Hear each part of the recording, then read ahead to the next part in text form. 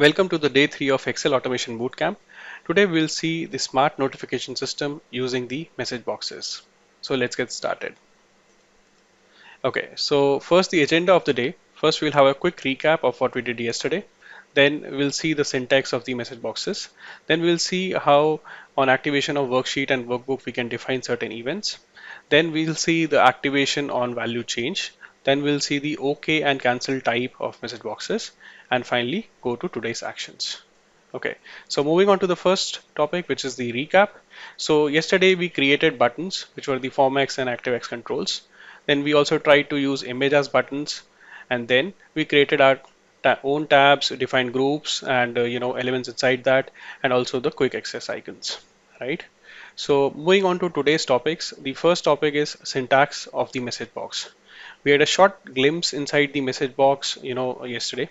So a message box can be displayed to show the final result or to give an alert, as we saw on the button click. And message box can also be used while debugging of the code.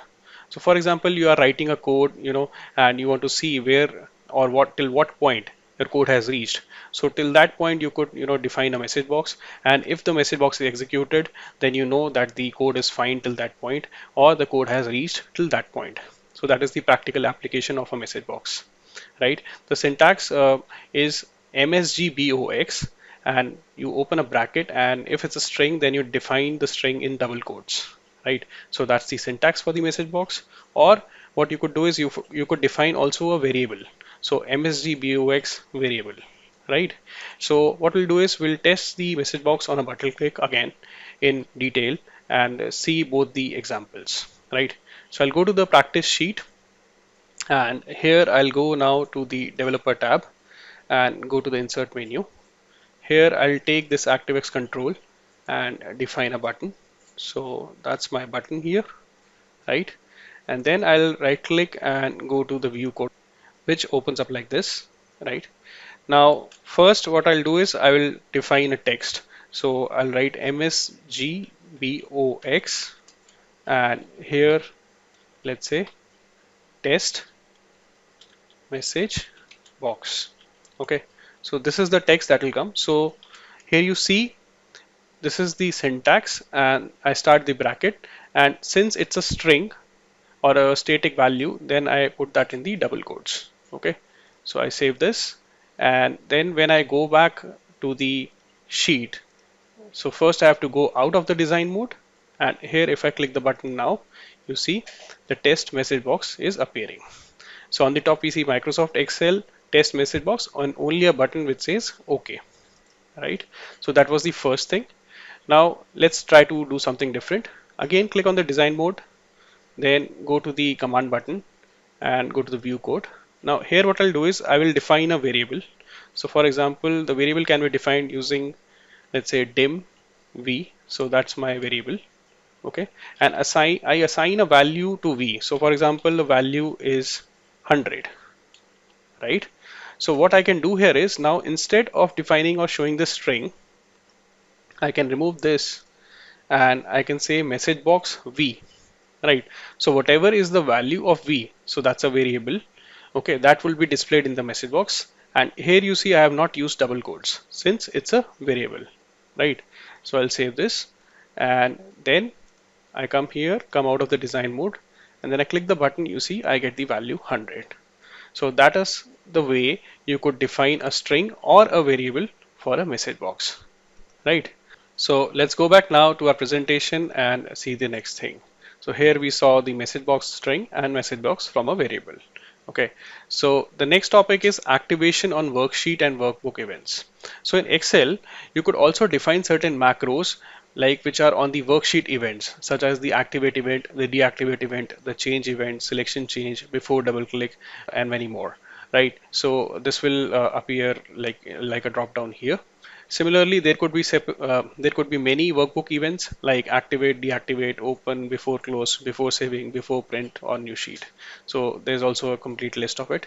Okay, so we'll see later how this can be done. So on all these workbook and worksheet events, you could define certain scripts. Okay, so let's go to the next slide, and here we'll see how on activation of a value change we could define certain scripts.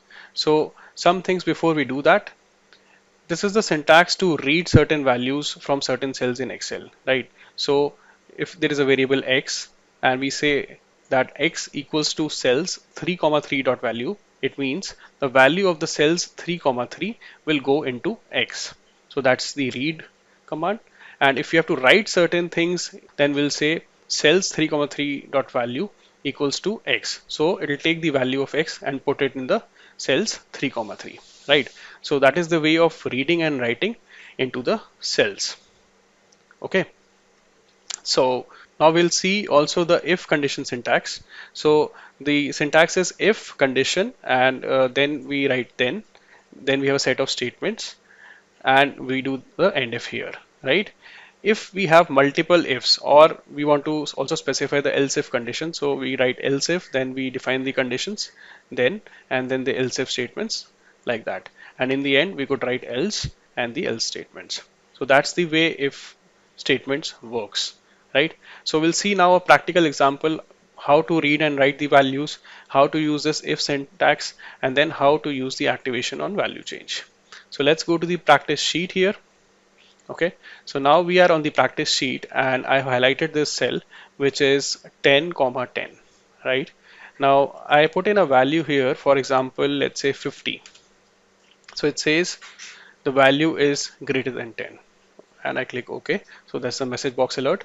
Let's say if I put a value, for example 5, then it says value is less than 10.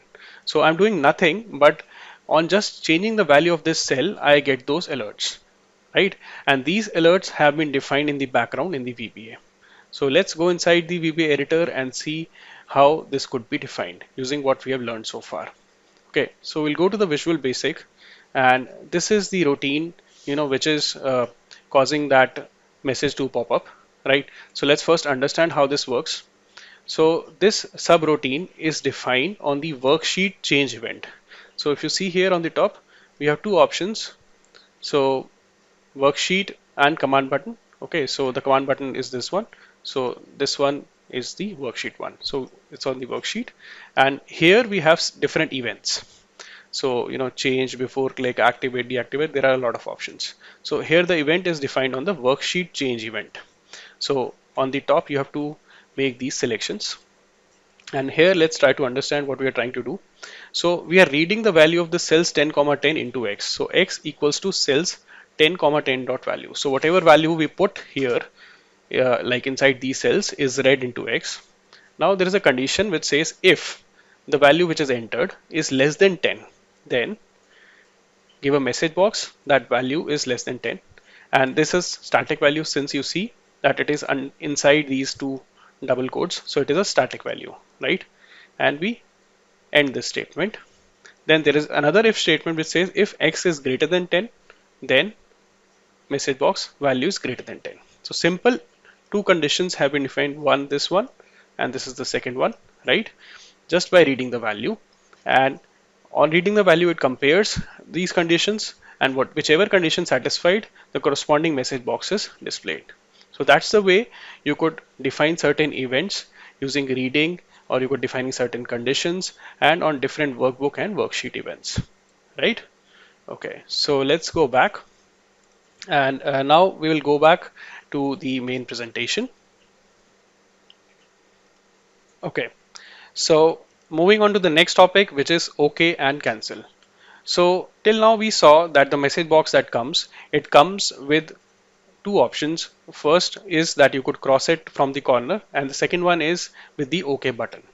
But there might be a case where you need more options, for example a cancel. So the OK and cancel thing can also be applied on a message box. The syntax for that is message box, then you set the prompt, what do you want to see, then what kind of buttons, what kind of title, and if you want also a link to the help file, that could also be done. So that is the standard syntax. And how to implement it, you could use this code message box OK and cancel. So this is the text that will be visible, and comma VB OK cancel. So when you write VB OK cancel after this comma, then you get this OK and cancel buttons as well. Okay, or instead of this VB OK cancel, you could write 1. So that's the standard by which the VB OK cancel can be generated. So let's try this. So I'll go to the practice sheet and let's go back to the command button 1. I'll go into the code. Okay, so now what I'll do is I will remove this message box V, and here I'll type message box V, comma, VB, OK. So the help also comes, so VB, OK, cancel. Okay, and that's the syntax. Now I'll save this, I close this, and again close the design mode, and then click on the button. So you see, as soon as I click the command button now, so earlier we used to see only Microsoft Excel and 100 and only the OK button. But since I have now defined that it should be a OK and cancel button also, so we get the cancel button. So this way you can also customize your message boxes with different kinds of, buttons. Okay, so that's the VB and OK cancel button which is coming, right? So I can freely choose like say, let's say cancel or OK, but both of them have the same result since we have not defined anything in the background, right? So let's go back and see, how we can define the different results also on the OK and cancel buttons. Okay, so I'll click the back button, and yeah, so we have defined the VB OK cancel. Now, in case you use this script which says result message box OK and cancel, so that is the text, comma VB OK cancel plus VB question, then you will also get a question mark, like which displays on the message box.